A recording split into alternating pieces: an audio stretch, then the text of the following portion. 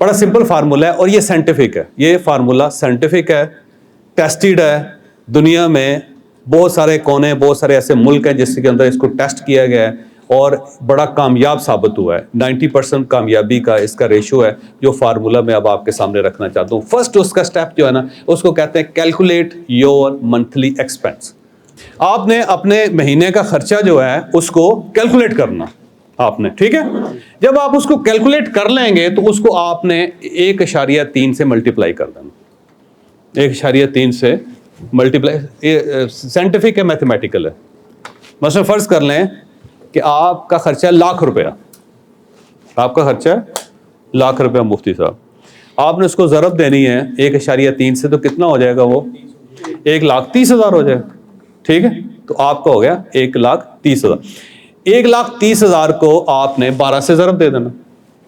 12 سے ضرب کیوں دے دینا کہ وہ اینول ہوتا ہے, 12 مہینے ہوتا ہے. تو آپ نے 1,30,000 کو ضرب دے دیا آپ نے 12 سے, کتنا بنا 15,60,000. وہ بن گیا 15,000. اب آپ نے اس کو کیا کرنا ہے, اس کو 25 سے ضرب دے دینا, 3,90,00,000. آپ کے پاس اگر 3 کروڑ, آپ کا خرچہ اگر 1,00,000 روپے مہینے کا ہے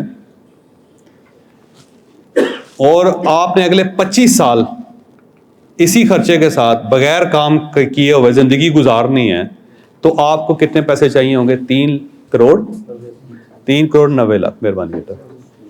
تو آپ کو 3 کروڑ 90 لاکھ روپے چاہیے. اب یہ 3 کروڑ 90 لاکھ کو جب آپ انویسٹ کریں گے, آگے میں آپ کو طریقہ بتاؤں گا کہاں کہاں آپ نے انویسٹ کرنا. تو جب آپ اس کو انویسٹ کریں گے تو اینولی ہر سال آپ کو 4% ملنا چاہیے اس کا. ہر سال آپ کو 4% اس کا ملنا چاہیے. اب اینولی 4% کتنا ہوگا, 3 کروڑ 60 لاکھ, 3 کروڑ 90 لاکھ ہے. 3 کروڑ 90 لاکھ کا اینولی کتنا ہوگا جی 4%؟ نہیں, 1,56,000 نہیں ہوگا, انہوں نے صحیح بولا. 15 لاکھ سم تھنگ, 15,60,000. اس کو 12 سے مزید تقسیم کریں, کتنا بنے؟ وہی ہے 1,30,000. آپ کا خرچہ کتنا تھا 1,00,000, ہم نے پہلے اس کو ملٹیپلائی کیا 1.3 سے, تو کتنا بڑا 1,30,000. 1,30,000 کو 12 سے ضرب دے دیا تو 15,60,000 تقریباً وہ بن گیا. اس کو 25 سے ضرب دے دیا ہم نے تو وہ 3 کروڑ 90 لاکھ بن گیا. 3 کروڑ 90 لاکھ کو ہم نے کسی جگہ انویسٹ کر دیا, اور وہ جو انویسٹمنٹ ہے اس کا ریٹرن جو ہے 4% آنا چاہیے ہمیں ایٹ لیسٹ, کم سے کم. اور یہ سب سے کم ہے. جتنے انویسٹمنٹ جو بھی کی جاتی ہے اس میں بہت, مثلا پچھلے دنوں بینک کے اندر بہت پیسے مل رہے تھے لوگوں کو, 20% تک تھا, 20% تک ریٹرن تھا. تو ہم نے 20% نہیں لگائے, ہم نے 4% لگایا. اس وقت بھی 11-12% ہے بینک کے اندر جو آپ انویسٹمنٹ کرتے ہیں, اس کا ریٹرن جو ہے 11-12% ہے اس وقت بھی. لیکن ہم نے اس کو منیمم لگا دیا کہ منیمم 4%. اب اگر یہ منیمم 4% ہوگا تو جو آپ کا مہینے کا خرچہ ہے وہ, اگر آپ کے پاس 3 کروڑ 90 لاکھ روپیہ ہے, آپ نے اس کو انویسٹ کر دیا پراپرلی, اگلے 25 سال آپ ایک ہیسل فری زندگی گزار سکتے ہیں. آپ کو فائنینشیل ایفرٹ کرنے کی کوئی ضرورت نہیں.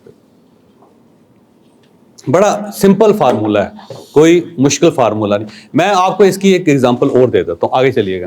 تو پہلے جناب اس طرح ہے کہ 2 لاکھ روپیہ اگر آپ کا منتھلی خرچہ ہو, ملٹیپلائی بائی 1.3, 2,60,000 بن گیا. 2,60,000 کو 12 سے ضرب دیں, 31,20,000 ہو گیا. اس کو 25 سے ضرب دیتے ہیں, 7 کروڑ 80 لاکھ روپے. 7 کروڑ 80 لاکھ روپے کو اگر آپ سمارٹلی کسی جگہ انویسٹ کریں گے نا, تو یہ آپ کو ماہانہ کم از کم 4% جو ہے اس کا ماہانہ آپ کو ملنا چاہیے. اور 4% جو ہے وہ 2 کروڑ 60 لاکھ روپے.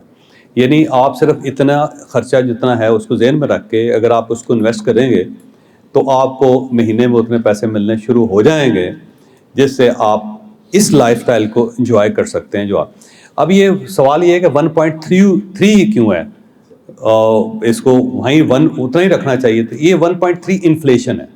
یعنی اگر فرض کریں کہ کوئی ایمرجنسی آ گئی ہے یا انفلیشن ہوتا ہے, پیسے جو کم ہوتے رہتے ہیں, تو اس کو کنٹرول کرنے کے لیے 1.3. اور یہ پرسنٹیج ہے پوری دنیا میں کہ 25 سال کے اندر اس سے زیادہ انفلیشن نہیں ہوتی 0.3% سے. یہ ذہن میں رکھیے گا, باقی سب بکواس ہے.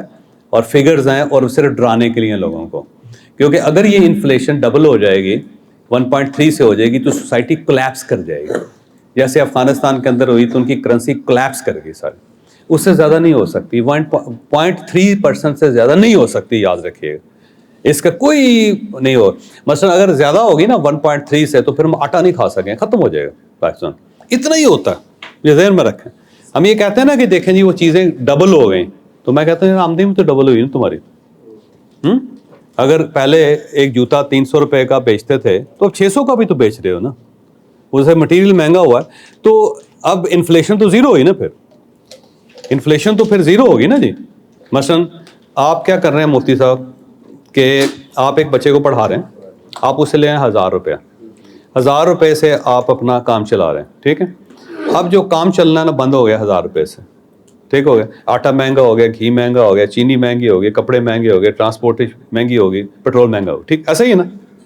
تو اب آپ کیا کریں گے, آپ نے 1000 کو 2000 میں بھی تو کنورٹ کیا نا, تو اس سے فیس بھی تو 2000 لے رہے ہیں نا.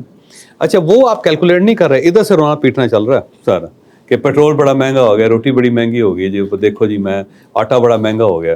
تو اس سائڈ سے بھی دیکھیں انفلیشن تو زیرو ہوا, پہ انفلیشن تو دراصل زیرو ہوا نا جی. وہ تو برابر ہو گیا نا جی آپ نے, یعنی اس سائڈ سے بڑھا تو اس سائڈ سے بھی آیا نا. تو اگر آپ انفلیشن کو ریل ٹائم اگر آپ کیلکولیٹ کریں گے 0.3% سے زیادہ نہیں ہوتا. جس دن یہ 0.3% سے زیادہ ہوگا اس دن سوسائٹی یا کرنسی یا پورا فائنینشیل سسٹم کولیپس کر جائے گا. یہ صرف کہنے کی باتیں ہیں, پریکٹیکلی کچھ نہیں ہے, پریکٹیکلی کچھ نہیں, ٹھیک ہے. وہ یہ کہتا ہے کہ مطلب پیٹرول والے کہتے ہیں جی دیکھیں جی وہ پیٹرول مہنگا ہونے سے ہمیں بڑا نقصان ہوا. میں کہتا ہوں یار آپ کی پرسنٹیج بھی تو بڑی ہے نا. پہلے آپ پیٹرول کی کمپنیوں سے 3% لیتے تھے, اب آپ 6% لے رہے ہیں, تو آپ کو کیا نقصان ہوا,